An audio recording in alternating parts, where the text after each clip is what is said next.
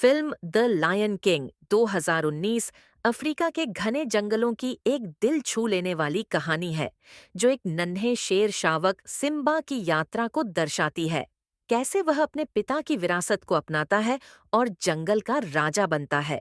कहानी की शुरुआत होती है प्राइड रॉक नामक स्थान से, जहां सभी जानवर शेरों के राजा मुफासा और रानी सराबी के नवजात पुत्र सिम्बा का स्वागत करते हैं। संत रफीकी उसे आशीर्वाद देता है और सभी जानवर झुककर उसका अभिनंदन करते हैं। यह जीवन के चक्र सर्कल ऑफ लाइफ की शुरुआत होती है। मुफासा अपने बेटे सिम्बा को जंगल के नियम और राजा की जिम्मेदारियां सिखाता है कि एक सच्चा राजा केवल राज नहीं करता, वह सबकी रक्षा करता है और जंगल के संतुलन को बनाए रखता है। वहीं मुफासा का छोटा भाई स्कार, जो खुद राजा बनना चाहता है, अंदर ही अंदर जलता रहता है। वह सिम्बा को रास्ते से हटाने के लिए चालें चलता है।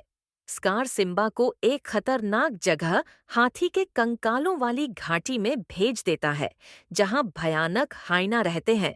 सिम्बा और उसकी दोस्त नाला मुसीबत में फंसते हैं, लेकिन मुफासा समय पर आकर उन्हें बचा लेता है। कुछ समय बाद स्कार अपनी सबसे खतरनाक योजना को अंजाम देता है। वह सिम्बा को घाटी में बुलाता है और वहां भैंसों के झुंड को दौड़ा देता है, जिससे भगदड़ मच जाती है। मुफासा अपने बेटे को बचाते हुए खुद फंस जाता है और ऊपर चढ़ने की कोशिश करता है, लेकिन स्कार उसे नीचे गिराकर मार देता है। फिर स्कार मासूम सिम्बा को यह यकीन दिलाता है कि उसके पिता की मौत उसी की गलती से हुई है, और डर के मारे सिम्बा जंगल छोड़कर भाग जाता है। जंगल में सिम्बा की मुलाकात दो मजेदार किरदारों टिमोन और पुम्बा से होती है, जो उसे हकूना मटाटा का मंत्र सिखाते हैं। मतलब, चिंता मत करो। सिम्बा उनके साथ बड़ा होता है और बीते हुए कल को भूलने की कोशिश करता है, लेकिन भाग्य उसे फिर से बुलाता है। उसकी बचपन की दोस्त नाला उसे ढूंढते हुए वहां पहुंचती है और बताती है कि स्कार ने पूरे जंगल को बर्बाद कर दिया है।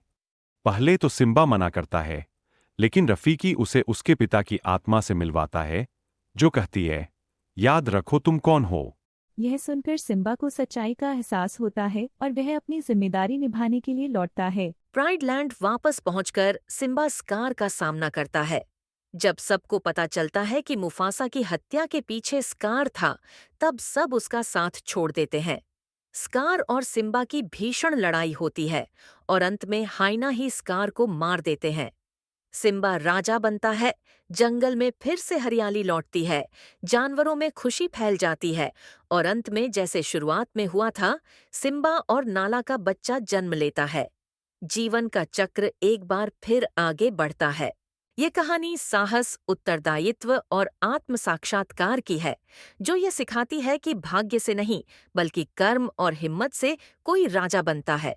दोस्तों, कैसे लगी ये कहानी हमें कमेंट करें और लाइक सब्सक्राइब करें।